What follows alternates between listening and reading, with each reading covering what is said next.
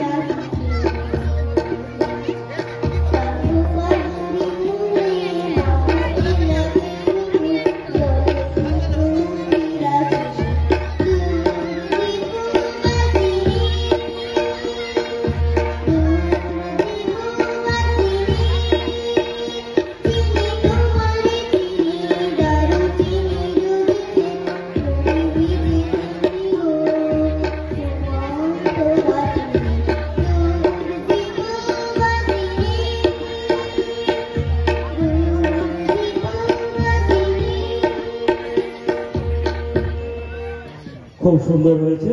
তবলায় শঙ্করের সৌকর্যপর, এত ক্ষুদে সঙ্গীত শিল্পী, ধন্যবাদ তাদের বাবা।